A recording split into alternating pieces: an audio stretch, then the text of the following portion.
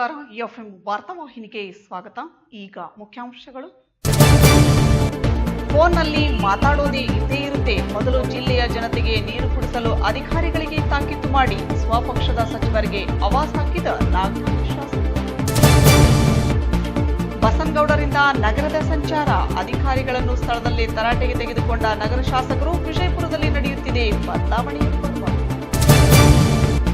3 ಮಕ್ಕಳಿಗೆ ಜನ್ಮ ನೀಡಿದ ಮಹತಾಯಿ. ತಾಯಿ ಮಕ್ಕಳು ಸೇಫ್. ಸಿಂದಗಿಯ ಕೈನೂರಿನ ನಿವಾಸಿ.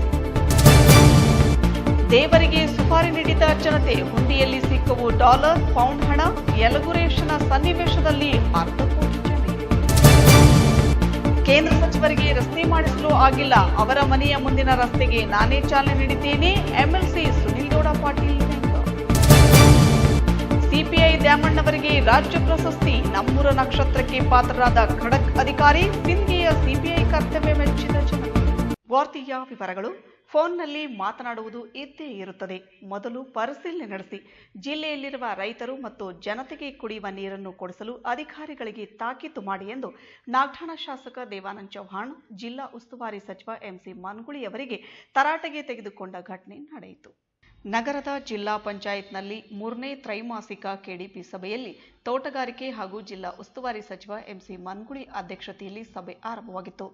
ವಿಜಯಪುರ ಜಿಲ್ಲಾ ಪಂಚಾಯತ್ ಸಭಾಂಗಣದಲ್ಲಿ ಕೆಡಿಪಿ ಸಭೆಯಲ್ಲಿ ಬೆಳೆ ಹಾನಿ, ಕುಡಿಯುವ ನೀರಿನ ಸಮಸ್ಯೆ, ಬರಗಾಲ ನಿರ್ವಹಣೆ ಕುರಿತು ಗಂಭೀರ ವಿಷಯಗಳ ಚರ್ಚೆ ಸಮಯದಲ್ಲಿ ಮೊಬೈಲ್ನಲ್ಲಿ ಸಚಿವರು ಬ್ಯುಸಿಯಾಗಿದ್ದರು.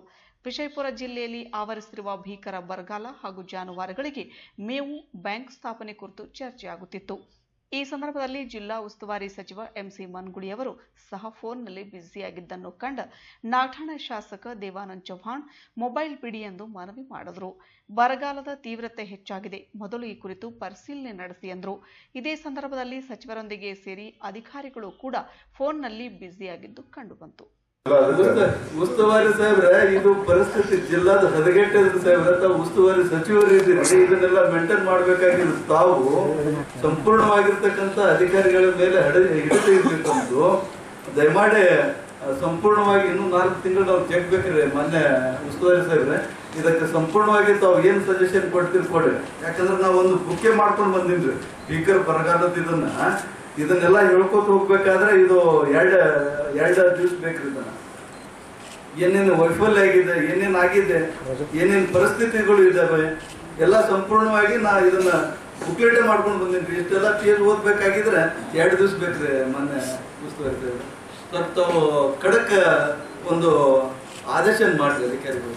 ಗುಮ್ಮಟ ನಗರಿ ವಿಜಯಪುರದಲ್ಲಿ ಶಾಸಕ ಬಸನಗೌಡ ಪಾಟೀಲ್ ಯತ್ನಾಳ್ ನಗರ ಸಾರಿಗೆ ಬಸ್ನಲ್ಲಿ ನಗರದಲ್ಲಿ ಸಂಚರಿಸಿ ನಗರ ಪ್ರದಕ್ಷಿಣೆ ಮಾಡಿ ನಗರದಲ್ಲಿನ ಸಮಸ್ಯೆಗಳನ್ನು ಪರಿಹರಿಸುವ ಯತ್ನ ಮಾಡಿದರು.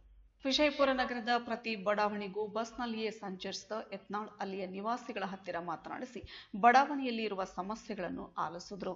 ಇದೇ ಸಂದರ್ಭದಲ್ಲಿ ಬಸ್ ಸೌಲಭ್ಯವಿಲ್ಲ ಎಂದ ಬಡಾವಣೆಗಳಿಗೆ ಬಸ್ ಸೌಲಭ್ಯ ನೀಡುವುದಾಗಿ ಭರವಸೆ ನೀಡಿದರು. ನಗರದ ಪ್ರತಿಯೊಂದು ಬಡಾವಣೆ ಕಾಲನಿಗಳಿಗೆ ಸರ್ಕಾರದ ಸೌಲಭ್ಯಗಳನ್ನು ಒದಗಿಸುವ ಉದ್ದೇಶದಿಂದ ನಗರ ಪ್ರದಕ್ಷಿಣೆ ಮಾಡಲಾಗ್ತಾ ಇದೆ. ಇದು ಹೀಗೆ ಮುಂದುವರೆಯಲಿದ್ದು ತುಕ್ಕು ಹಿಡಿದಿರುವ ಜಿಲ್ಲಾ ಆಡಳಿತವನ್ನು ಚುರುಕುಗೊಳಿಸುವ ಸಲುವಾಗಿ ಈ ಪ್ರದಕ್ಷಿಣೆ ಕಾರ್ಯ ಮಾಡುತ್ತಿರುವುದಾಗಿ ಹೇಳಿದ್ದಾರೆ. ಅದರಂತೆ ಬಸನಗೌಡ ಪಾಟೀಲ್ ಯತ್ನಾಳ್ ಅವರಿಗೆ ಮಹಾನಗರ ಪಾಲಿಕೆ ಮೇಯರ್ ಸುನಂದಾ ಲೋಗಾವಿ ಹಾಗೂ ವಿಜಯಪುರ ಉಪವಿಭಾಗ ಡಿವೈಎಸ್ಪಿ ಅಶೋಕ್ ಸಾಥ್ ನೀಡಿದರೆ ಜಿಲ್ಲಾ ಮಟ್ಟದ ಅಧಿಕಾರಿಗಳು ಬಸನಗೌಡ ಪಾಟೀಲ್ ಯತ್ನಾಳ್ ಬಡಾವಣೆಗಳಲ್ಲಿ ಆಗಬೇಕಾದ ಕಾರ್ಯಗಳ ಕುರಿತು ನೋಟ್ಸ್ ಬರಿತಾ ಇದ್ರು. ತ್ರಿವಳಿ ಮಕ್ಕಳಿಗೆ ಜನ್ಮ ನೀಡುವ ಮೂಲಕ ಮಹತಾಯಿಯೊಬ್ಬಳು ವಿಜಯಪುರ ನಗರದ ಖಾಸಗಿ ಬಿಎಲ್ಡಿ ಆಸ್ಪತ್ರೆಯಲ್ಲಿ ಜನ್ಮ ನೀಡಿದ್ದಾಳೆ. ಅಶ್ವಿನಿ ಶಾಂತಪ್ಪ ಹೊಸ್ಮನಿ ಎಂಬ ಮಹತಾಯಿ 3 ಮಕ್ಕಳಿಗೆ ಜನ್ಮ ನೀಡಿದ ಘಟನೆ ವಿಜಯಪುರ ನಗರದ ಬಿಎಲ್ಡಿ ಆಸ್ಪತ್ರೆಯಲ್ಲಿ ನಡೆದಿದೆ. ವಿಜಯಪುರ ಜಿಲ್ಲೆ ಸಿಂದಗಿ ತಾಲೂಕಿನ ಕೈನೂರು ಗ್ರಾಮದ ಅಶ್ವಿನಿ ಮೊದಲ ಹೆರಿಗೆಯಲ್ಲಿಯೇ 3 ಮಕ್ಕಳಿಗೆ ಜನ್ಮ ನೀಡಿದ ಮಹತಾಯಿಯಾಗಿದ್ದು 2 ಹೆಣ್ಣು 1 ಗಂಡು ಮಗುವಿಗೆ ಜನ್ಮ ನೀಡಿದ್ದು ಲವಲವಿಕೆಯಿಂದ 3 ಮಕ್ಕಳು ಆರೋಗ್ಯವಾಗಿದ್ದು 3 ವರ್ಷಗಳ ಹಿಂದೆ ಶಾಂತಪ್ಪನ ಜೊತೆಗೆ ಅಶ್ವಿನಿ ವಿವಾಹವಾಗಿತ್ತು. ಜನವರಿ 19ರಂದು ಖಾಸಗಿ ಆಸ್ಪತ್ರೆಯಲ್ಲಿ ತ್ರಿವಳಿಗಳಿಗೆ ಜನ್ಮ ನೀಡಿದ ಮಹಿಳೆ ಹೆಂಡತಿ ಕೊಟ್ಟ ಬಂಪರ್ ಆಫರ್ನಿಂದ ಸಂತಸಗೊಂಡಿರುವ 3 ಮಕ್ಕಳ ತಂದೆ ಶಾಂತಪ್ಪ ಹೊಸ್ಮನಿ ವೃತ್ತಿಯಲ್ಲಿ ಜೆಸಿಬಿ ಆಪರೇಟರ್ ಆಗಿದ್ದಾರೆ.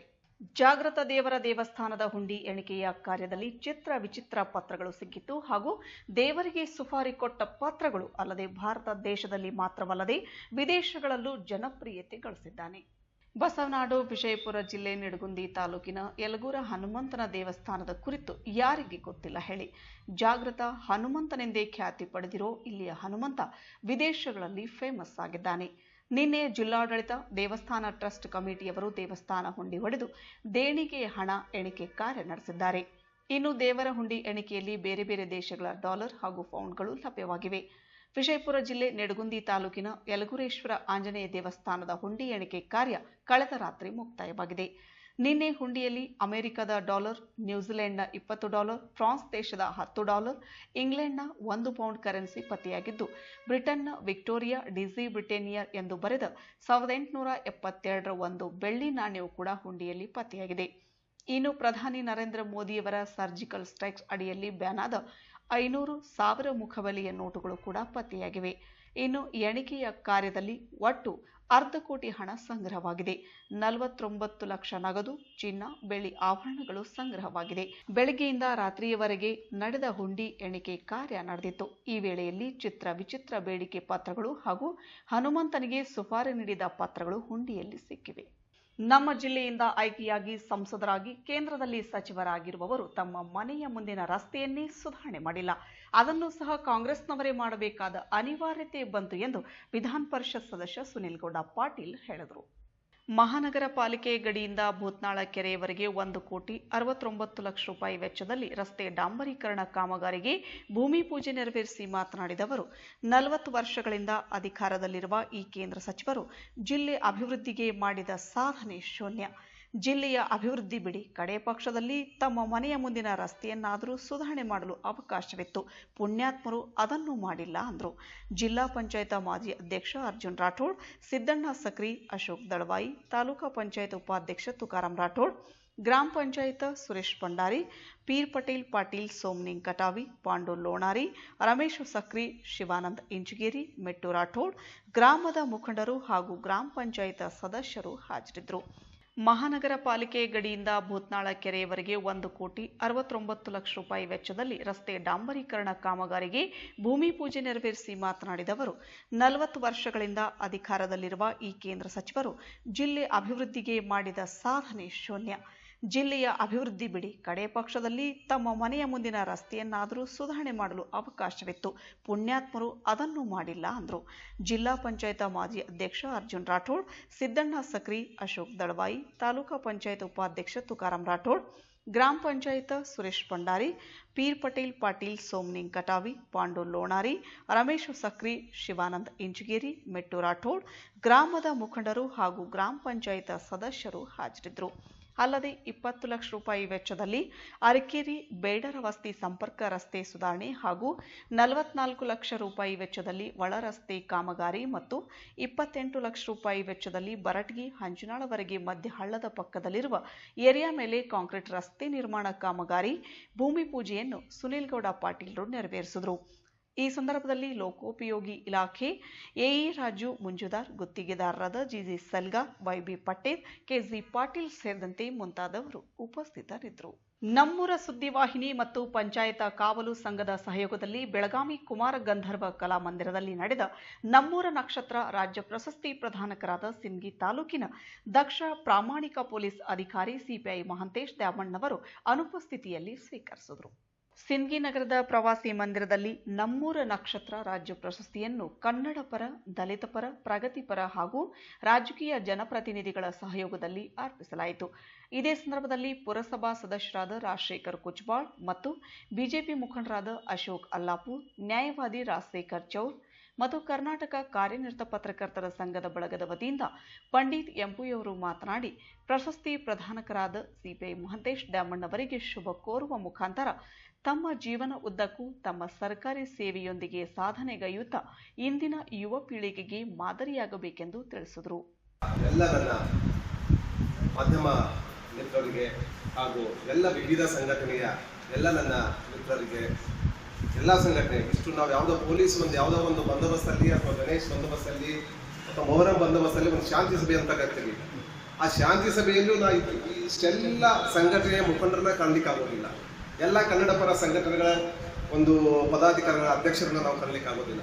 ಅಷ್ಟೊಂದು ಎಲ್ಲ ದಲಿತ ಪರ ಸಂಘಟನೆಗಳನ್ನ, ಕನ್ನಡ ಪರ ಸಂಘಟನೆಗಳನ್ನ, ಇವನ್ ನಮ್ಮ ಎಕ್ಸ್ ಸರ್ವಿಸ್ ಮ್ಯಾನ್ ಅವರು ಕರೆಸಿದ್ದಾರೆ, ಇವನ್ ನಮ್ಮ ರಾಜಕೀಯ ಮುಖಂಡರನ್ನು ಕರೆಸಿದ್ದಾರೆ, ಯುವಕರನ್ನು ಕರೆಸಿದ್ದಾರೆ. ಇದು ಪತ್ರಕರ್ತರಿಗೆ ಮಾತ್ರ ಸಾಧ್ಯ ಅಂತ ಹೇಳಿಕ್ಕೆ ನಾನು ಇಷ್ಟಪಡ್ತೀನಿ. ಅವ್ರು ಮಾಡಿದ್ರಿಂದ ಜನಕ್ಕೆ ಗೊತ್ತಾಯ್ತು. ಎಷ್ಟೋ ಮಂದಿ ಸಹ ಪೊಲೀಸ್ ಅಧಿಕಾರಿಗಳ ಈ ಪೊಲೀಸ್ ಸ್ಟೇಷನ್ಗೆ ಹೋಗ್ಬೇಕಾದ್ರೆ ನಾವು ಬರ್ತೀನಿ ಮುಂದೆ ಹೋಗಿ ಕೇಳ್ತೀವಿ. ಯಾಕಂದ್ರೆ ಭಯ, ನಮಗೇನು ಇದು ಮಾಡ್ತಾರಂತಂದು. CP ಆಫೀಸ್ಗೆ ಹೋಗ್ಬೇಕಾದ್ರೆ ಭಯ.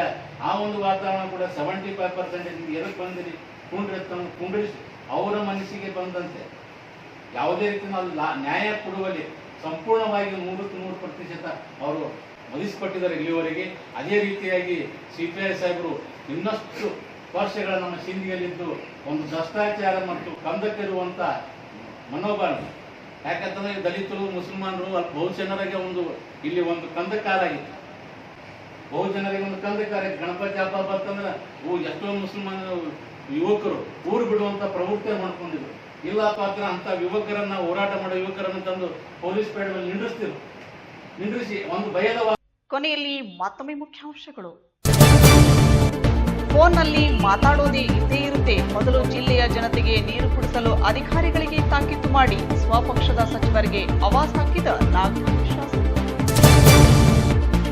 ಬಸನಗೌಡರಿಂದ ನಗರದ ಸಂಚಾರ, ಅಧಿಕಾರಿಗಳನ್ನು ಸ್ಥಳದಲ್ಲೇ ತರಾಟೆಗೆ ತೆಗೆದುಕೊಂಡ ನಗರ ಶಾಸಕರು. ವಿಜಯಪುರದಲ್ಲಿ ನಡೆಯುತ್ತಿದೆ ಬದಲಾವಣೆಯ ಪರ್ವ.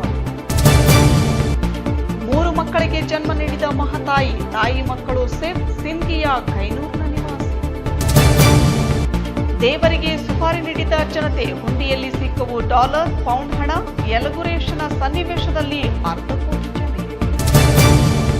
ಕೇಂದ್ರ ಸಚಿವರಿಗೆ ರಸ್ತೆ ಮಾಡಿಸಲು ಆಗಿಲ್ಲ, ಅವರ ಮನೆಯ ಮುಂದಿನ ರಸ್ತೆಗೆ ನಾನೇ ಚಾಲನೆ ನೀಡಿದ್ದೇನೆ.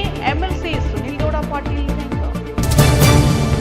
CPI ದ್ಯಾಮಣ್ಣವರಿಗೆ ರಾಜ್ಯ ಪ್ರಶಸ್ತಿ, ನಮ್ಮೂರ ನಕ್ಷತ್ರಕ್ಕೆ ಪಾತ್ರರಾದ ಖಡಕ್ ಅಧಿಕಾರಿ. ಸಿಂಧಿಯ CPI ಕರ್ತವ್ಯ ಮೆಚ್ಚಿದ ಜನ. ಮತ್ತೆ FM ವಾಹಿನಿಯ ವಾರ್ತೆಗಳನ್ನು ಬೆಳಗ್ಗೆ 8:30 ಹಾಗೂ 10 ಗಂಟೆ, ಮಧ್ಯಾಹ್ನ 2 ಗಂಟೆ, ರಾತ್ರಿ 8:30 ಹಾಗೂ 11 ಗಂಟೆಗೆ ಪ್ರಸಾರವಾಗುವುದು. ತಪ್ಪದೇ ವೀಕ್ಷಿಸಿ. ಇಲ್ಲಿಗೆ FM ವಾರ್ತಾವಾಹಿನಿ ಸಂಚಿಕೆ ಮುಕ್ತಾಯವಾಯಿತು. ವಂದನೆಗಳು.